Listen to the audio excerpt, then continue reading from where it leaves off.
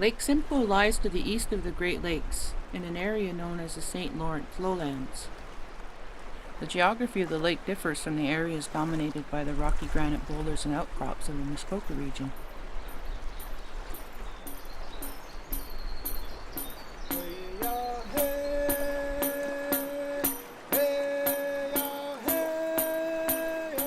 The lake occupies an area of about 730 square kilometers and outflows into the adjoining lake, Lake Couchiching. It was once part of a larger prehistoric lake known as Lake Algonquin, and has long been inhabited by indigenous people, although it is the Anishinaabe people who occupy it in modern times.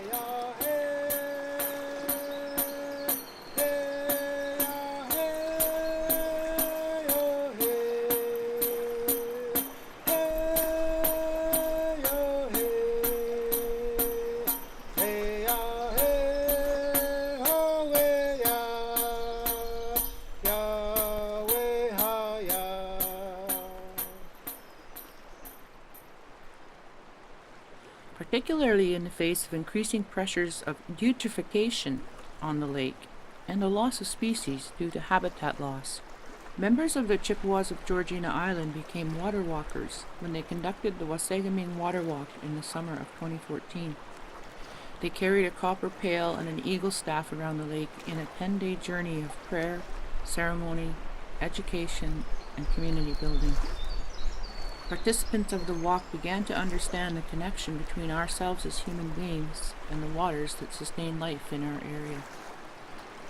The following film features some members of the Chippewas of Georgina Island and their thoughts on the lake, past, present, and future.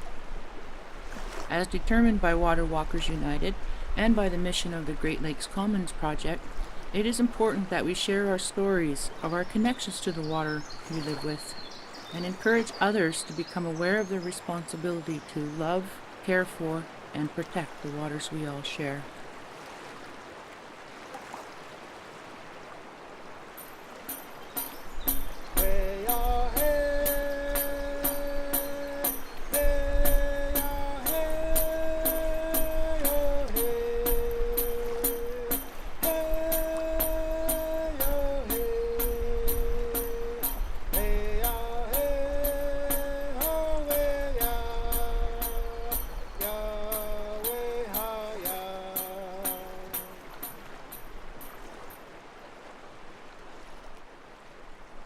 Our people settled this area.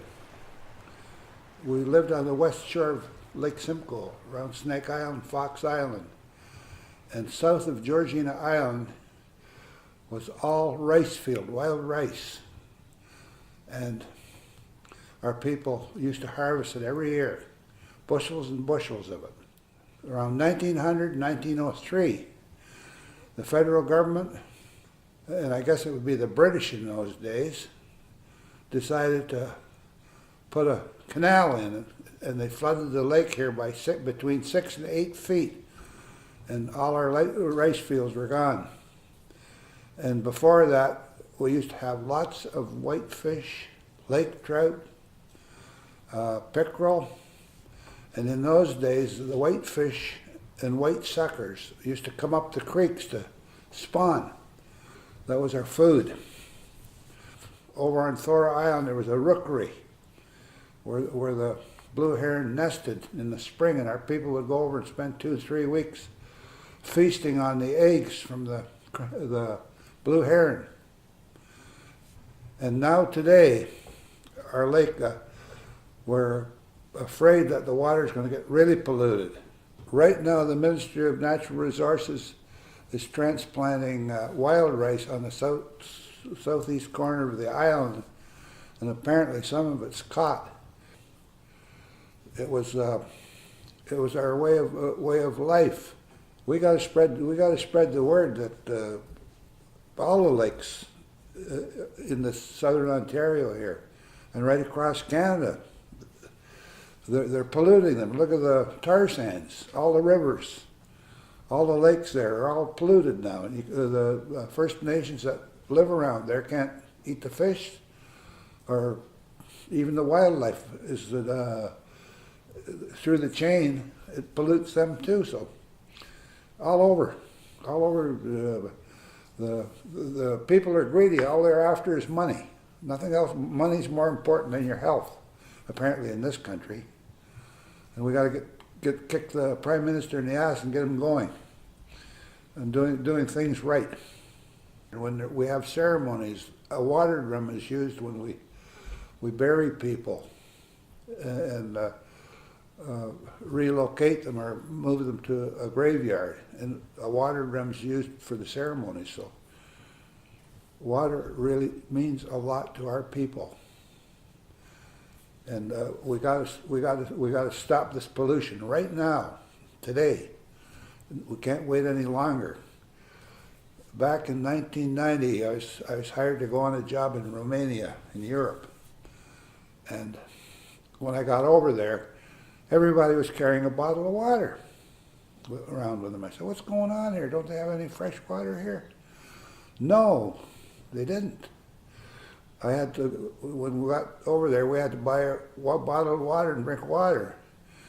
And I came back home in 95, 96, and it wasn't too long before I noticed everybody started carrying a bottle of water here. Why? We used to drink water right out of the lake. Take a dipper or a drinking can or a drinking cup and drink the water, but now you cannot do that. My wife is sort of fussy. She won't drink the tap water anywhere. So I buy bottled water. And my son was working on the island here with the water department. He used to test the water, and the tap water was more pure than the bottled water. So when you get bottled water, you don't know what you're buying, but it's costing money. It costs you money, and it's going to cost us more money if the lake keeps getting polluted, it's going to cost us more money. We're going to have to upgrade all our water systems and that. I think we're looking into it right now to upgrade everything. I don't think a lot of people understand what's going on. You ask people, how come you're drinking bottled water, and they don't know why. Oh,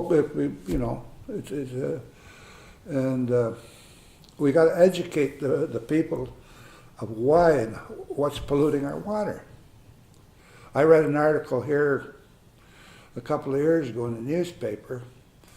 They cut a hole up in the Arctic through the ice, and 2 or 3 divers went down. What they found floating up underneath the ice was an empty can. So you can pollute a lot by just throwing your cans, your garbage, or anything. We got to watch what we with our garbage that doesn't go in the lake, like beer bottles, cans, milk cartons, milk bottles, gasoline. All that stuff's got to be cared properly.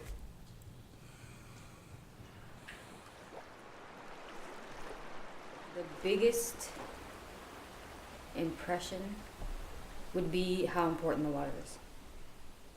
We cannot survive. It's emotional. Yeah, I understand. Yeah, we can't survive without it. And it feels everything, Nabe feels everything. So when you speak to her, she hears you, when you're talking to her, and she feels your feelings and she feels our energy. Mm-hmm. So to have so much destruction and pollution happening in the world, and especially to her, to Lake Simcoe, I can't imagine how she feels. She must feel so unloved and disrespected. And it's it reawakened, being on the walk reawakened, and having the absolute pleasure of being with Josephine Mainman for 6 days of that walk was unbelievable. She helped to reawaken my spirit and reawaken that kwe, because that's the biggest piece that we play. We're the water carriers, and how important it is to remember our roles as women in protecting the water. Because when I hear her speak and when she fights, like, she's not just fighting for herself and just our people, Anishinaabe people. She's fighting to bring that awareness to all people. Mm-hmm. all the people on that wheel, right? All those four colors. She's trying to build that humongous ripple effect so that everybody understands how important water is, and she does it in a humble, natural way. It's the way that she's so gentle, and you learn so much from how she speaks and how she talks, and she's connected. She's completely connected still, so she still takes the time to actually speak to the water and hear what the water has to say, and to be thankful and grateful, and with all that love and respect. And then she passes, I don't know if she realizes just how much she passes that on to other people, but she does pass that on. And in turn, like I've probably, I don't know how many people I've talked to about the water now, or how many people that I've tried to pass on those good feelings and that good respect and that good love for the water, and how important it is for us to fight for that, what should be a natural human, that we should just be able to have, but it's being taken away and it's being destroyed, and everybody plays a part in the destruction of. So everybody needs to play a part in giving back and protecting. And I think she does that in a really great way. She's brought awareness, huge awareness, all over Turtle Island in just one Nookmis, Yeah. Her following and the amount of people that do walks and walk for the water and put their tobacco down and sing for the water is massive. I would hope that we could even touch a quarter of the amount of people that I know she has touched and that she's taught. And she brings our way, Anishinaabe, those teachings. She brings that back. Yeah. And that's the huge, huge piece of what it's gonna come down to, is going back to those simple, natural ways of doing things, and just loving and respecting and bringing awareness to something that's so important. All life comes from water. We grow from water. Our bodies are made of water, and we cannot survive without it. So being on the water walk and just playing a small part in helping to raise awareness and helping to educate other people on exactly what is happening and how important it is. All the money in the world, you can't take it when you go to the next. And what we do now is what's going to determine the next 7 and the next 14 generations past us, all of our children, all of our grandchildren. And I think the biggest piece, if we could raise awareness to everybody and help them to understand, is that what you do to the earth and the water, you do to yourself. So the damage that we're doing, we're actually just doing to ourselves, and all those corporations and all those people that are just after the Jonia, they're just after the money. When it's all said and done, they can't take that with them. So when they've destroyed the land and they've destroyed the water, they're destroying their own. They're destroying their own people and their own families and their own children. There'll be nothing left. We cannot survive without her. That's the end all be all. You could go so long without food, but you cannot go without water. And it's everybody's inherent, natural right to have water, to have fresh, clean water. And where the damage that we're doing is detrimental. And it can't, if you go too far, you can't reverse it. I wear this button every day, this button. People say something about it all the time, and it says water is more precious than gold. And soon we are going to end up paying more money for water than we would gold. It's going to flip. And I would hate to see that day. Yeah. I'm hoping that more people will come out this time and walk with us. And that's like everybody on the whole watershed, like everyone is welcome to walk with us. And the more people you have, the more good energy you have, and the more Nabe feels that, right? She'll feel that energy. Because when we were kids, we used to get in more trouble at the North End for being late for school, because we would lie on the roads and play in the culverts. Because like Andy was saying, the suckers used to come up there, and there was tons of them in that, and smelts too. That natural waterway that led to Lake Simcoe, and they used to come up. And we'd sit there for hours and pluck them out because there were so many. And then, so if I were to try and explain that to Mom, like I do tell her things like that, but when I try and explain it to her, she always looks, she just can't get the concept that that's possible, that existed, because of all the development and the blocking of those natural waterways to the lake. Nothing like that happens anymore.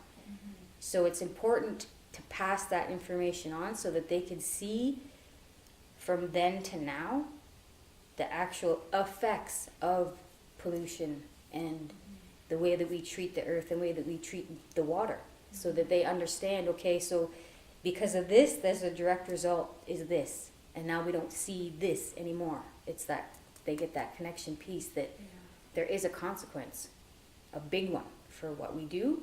And so every time we are able to pass on those stories, and it helps their spirit too, right? It helps them to remember that connection that our people have with the water, which is huge, especially for children. Children are still open, they're still really connected to spirit. So it's important to build that, to encourage that, and not to squash it out. I'm glad you work with our little ones at home on the island. Miigwech. Yeah, they're the best teachers. Yeah. One of the best teachers. They teach me. My views as being on council with the Chippewas Georgina Island First Nation and as a citizen, they're worrisome only because of what's going on with the Upper York sewage system. We're at capacity with the sewage treatment plants that are dumping into our lake right now, and then they're proposing to put another sewage treatment plant in, and they're taking the Holland Landing sort of license through a technicality, because with the Lake Simcoe Protection Act, when it was put into place, there wasn't to be any other waste treatment water, like the plants, to go into the lake. So they got it on a technicality with the Holland Landing Lagoon, which will be dumping into one of the tributaries to Lake Simcoe, which will eventually pollute our lake, add to phosphorus levels. They say they're phosphorus, they're trading, they're doing phosphorus trading, but the phosphorus levels since the Lake Simcoe Protection Act has been put in place haven't come down significantly. I'm worried about the lake, because the lake is, for Georgina Island, it's our lifeblood. It's how we sustain ourselves. It's always been how we sustain ourselves. It seems like there isn't enough action being done. I mean, I'm going to give them credit for putting it into place and to have been doing the things that they have done in order to protect the lake, but there isn't enough. They need to do a heck of a lot more. Lake Simcoe is one of the world's biggest freshwater lakes. For recreation, we're known, world-renowned for our fishing, whether it be in the summer and especially in the winter for ice fishing. As a collective on Georgina Island, with our community and our chief and council, we're doing the best we could do to try and make our voices heard, and to let the other communities on the other side, the mainland, try and help us to fight the fight for our lake. Yeah. There's been a lot of problems in the past with the duty to consult and accommodate. I mean, it's we're inundated with probably 30 to 50 pieces of email each day. We have one person on that job, and they're sending just one piece of information that's coming onto our desk. There's a binder with 300 pages that one person has to go through, that the person that put it together had a staff of 20 to 30, with engineers, with lawyers, with planners. We have one person. Right, so we really lack resources. Completely lack to be able resources. to deal with it all. And the manpower. The pace of development around Lake Simcoe is just exploding. Mm-hmm. And we are connected to the Great Lakes, and what's happening is coming up the corridor between Lake Simcoe and Lake Huron. I'm pretty sure the initiative for the York region's sewage system was because of the Great Lake Protection Act. And I think that's because that wastewater that they're diverting to Lake Simcoe was supposed to go to Lake Ontario. That was the plan all along, because the wastewater that's dumping into Lake Simcoe isn't even our community's wastewater and sewage. It's Aurora, East Gwillimbury, and parts of Newmarket. So if our communities were to expand, there isn't any room for it. Right. And I'm not to say that the York sewage treatment plant and their technologies aren't amazing. They are. I don't argue with that. What I argue with is that they're still adding. If they put that idea and that technology onto the existing treatment plants that are dumping into the lake right now, I think eliminating those sources, then okay, put another one on, because you've just eliminated, all of the wastewater and all of the pollution that's going into the lake. So that wouldn't be an added stress to our lake. There's an election coming up in March, and if I'm lucky to be nominated again, I absolutely will continue the fight. But even if I don't get elected in, I'm still going to fight the fight, because Lake Simcoe means everything to me. Ani, Azibing and Gajako Qued, Dishnakas, Nikikto Dem, Georgina Island, Dunchba, Anishinaabe People. I'm Becky Big Canoe. I'm a member of the Otter Clan, and I'm from Georgina Island. I was born and raised there, and as a little child, my home was as much the water as it was the land, and I spent so much time swimming and playing, fishing, boating in the water. And as we played along the shores there were clams and leeches and what we called, they were crayfish, frogs, snakes,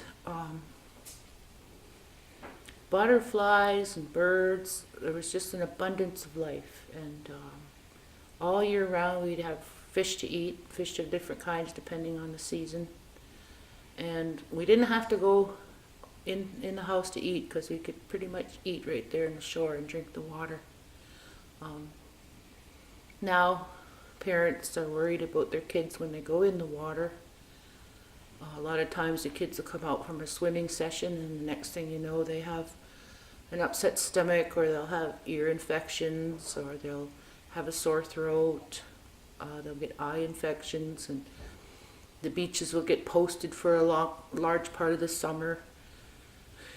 And you don't see that life anymore. You don't see those little creatures, the tadpoles and the little spiders that could float on top of the water. It's just sad for me. When I see my grandson and I look at him and I think he'll never experience that fun of being a carefree child and in amongst that nature and playing and not needing to worry about anything. I can't believe that in my lifetime so much has changed, and it just really makes me sad.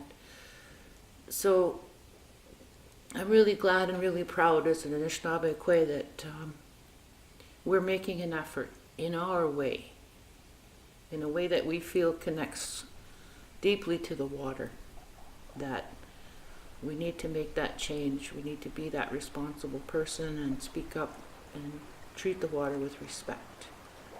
Miigwech.